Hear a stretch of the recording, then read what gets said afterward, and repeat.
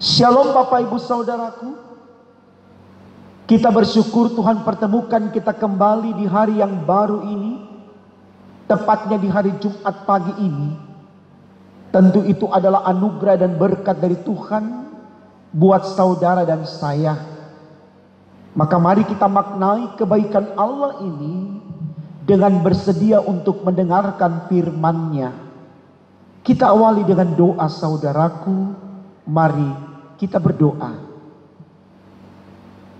Tuhan Yesus, terima kasih karena Engkau sudah menuntun langkah kami, menyusuri kehidupan yang Engkau anugerahkan, sehingga kami boleh ada di pagi hari ini, dibangunkan dari tidur malam dengan tubuh yang penuh keberkatan, untuk kembali kami pakai mempermuliakan nama-Mu lewat seluruh aktivitas hidup kami.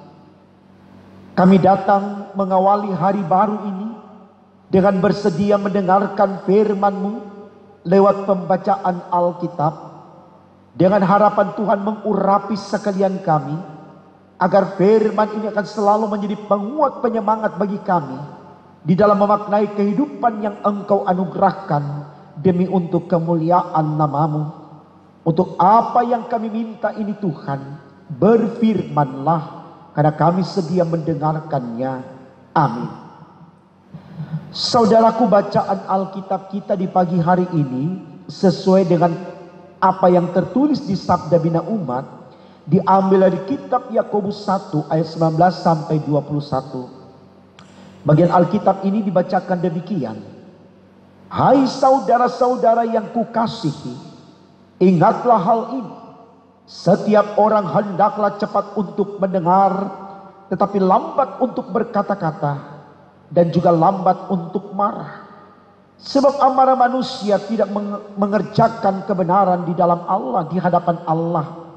Sebab itu buanglah segala sesuatu yang kotor dan kejahatan yang begitu banyak itu, dan terimalah dengan lemah lembut firman yang tertanam di dalam hatimu, yang berkuasa menyelamatkan jiwamu. Saudaraku yang kekasih di dalam Tuhan, tema renungan kita di pagi ini ditulis dalam Sabda Bina Umat, yaitu mendengar.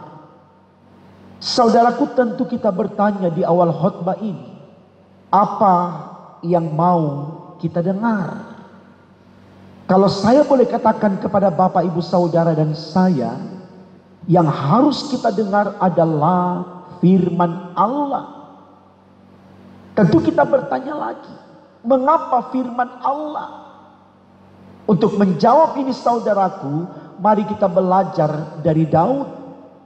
Dengan apa yang Daud tulis dalam kitab Mazmur pasal 119 ayat 105. Di sana Daud berkata, firman-Mu adalah pelita bagi kakiku dan terang bagi jalanku. Saudaraku, tentu perkataan pendek Daud dalam kitab Mazmur 119 ayat 105 ini mau menegaskan kepada saudara dan saya bahwa fungsi dari firman adalah menerangi jalan kita. Tentu kita tahu saudaraku, ketika kita berjalan di dalam kegelapan, maka pastilah kita tidak bisa melihat apa yang ada di hadapan kita, di sekitar kita, di belakang kita. Dan tentu situasi ini sangat membahayakan hidup kita. Tapi ketika kita berjalan di dalam terang, maka pastilah kita mengetahui situasi apa yang terjadi di sekitar kita. Ketika ada bahaya, kita bisa mengantisipasinya, supaya kita tidak terjebak dari semua yang akan menjerat kita, menghalangi langkah kita. Luar biasa pengertian Daud tentang firman sebagai terang di dalam langkah dan jalannya. Nah, mari kita lihat saudaraku, firman seperti apa yang dimaksudkan oleh Daud sebagai terang di dalam langkah jalannya ketika menyusuri kehidupan ini. Kalau kita baca dalam kitab Injil Yohanes pasal 1 ayat 1, kita akan tahu Siapa itu firman? Di sana tulis seperti ini.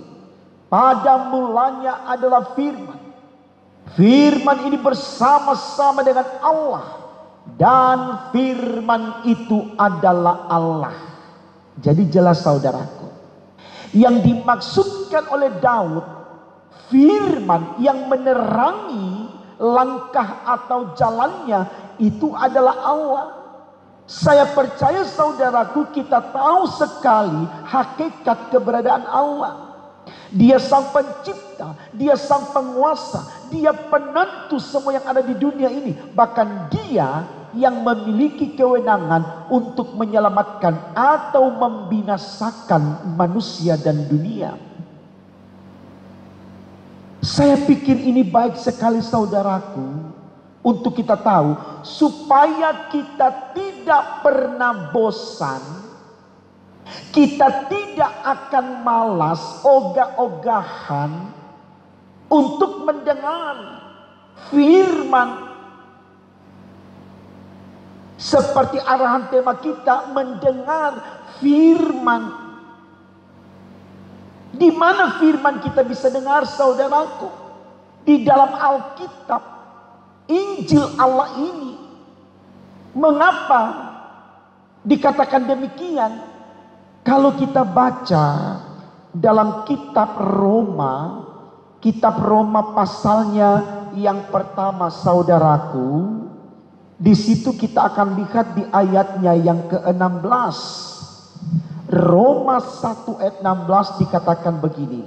Sebab aku mempunyai keyakinan yang kokoh dalam Injil. Karena Injil adalah kekuatan Allah yang menyelamatkan setiap orang yang percaya.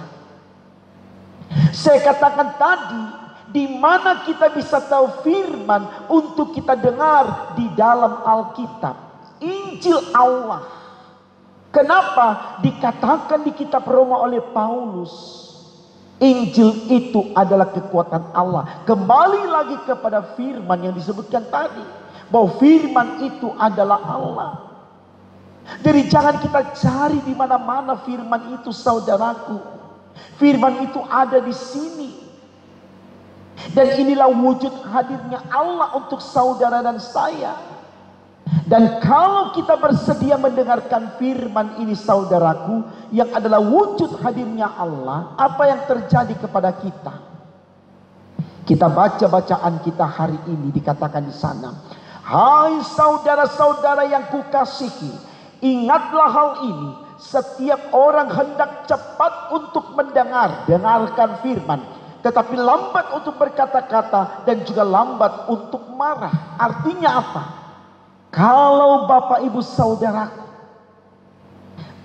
bersedia mendengarkan firman, menerima firman, Bapak Ibu tidak akan gegabah di dalam mengambil sebuah keputusan. Bapak Ibu akan berhikmat. Bapak Ibu akan memiliki kebijaksanaan untuk mengolah segala sesuatunya. Bapak Ibu tidak menjadi seorang yang tong kosong nyaring bunyinya, hanya bisa berteriak, berkata, melahirkan opini, bisa berargumentasi dengan ide gagasan cemerlang, tapi tidak bisa melakukannya dengan sebaik-baiknya. Kalau Bapak Ibu punya firman, bersedia mendengarkan firman, Bapak Ibu akan lambat untuk marah. Dan di dalam ayatnya yang ke-21 dikatakan begini, sebab itu buanglah segala sesuatu yang kotor dan kejahatan yang begitu banyak itu, dan terimalah dengan lemah lembut firman yang tertanam di dalam hatimu, yang berkuasa menyelamatkan jiwamu. Jadi firman ini yang kita dengar saudaraku, tidak hanya mengontrol emosi kita, tidak hanya mengendalikan jiwa kita untuk tidak gegabah mengambil keputusan, tidak terburu-buru, tidak menjadi bodoh, tapi juga menyelamatkan.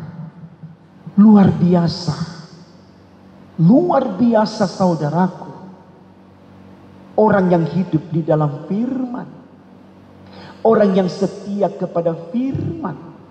Orang yang selalu mengandalkan firman, yaitu Allah.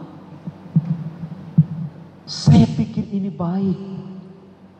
Karena firman ini tidak pernah mengarahkan manusia untuk menjadi bodoh dan kalah di dalam memerangi hidup ini.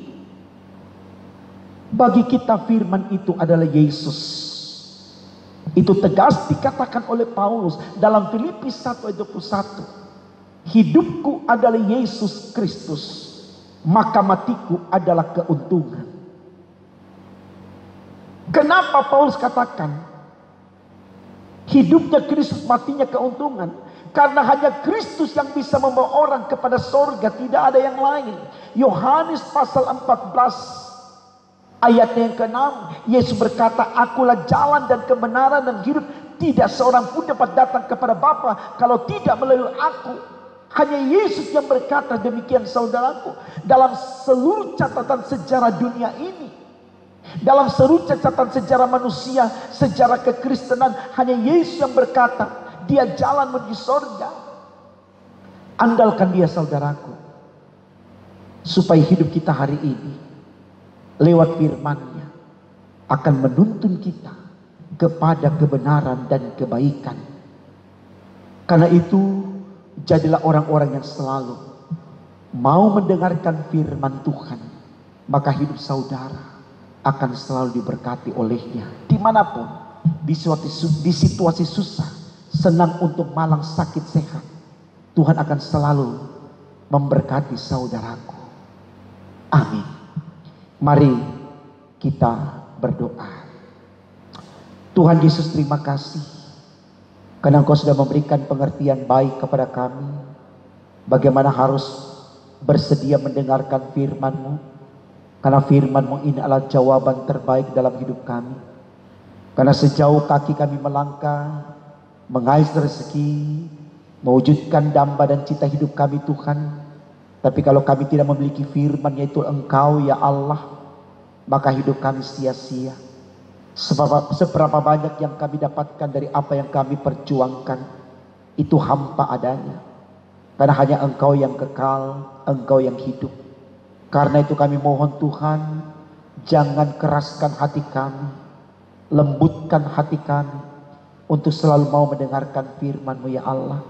Agar sungguh firman ini akan selalu ada untuk kami dan menjadi bagian nyata dalam hidup kami, dan kami akan menjadi pelaku-pelaku firman yang hidup dalam kehidupan kami. Ini doa kami Tuhan di hari ini. Berkati seluruh aktivitas hidup kami, berikan kami sehat, berikan kami kuat, berikan kami sukacita, agar dengannya kami terus mempermuliakan nama-Mu. Di dalam nama Tuhan Yesus kami sudah berdoa dan mengucap syukur kepada Allah Bapa di sorga. Haleluya. Amin.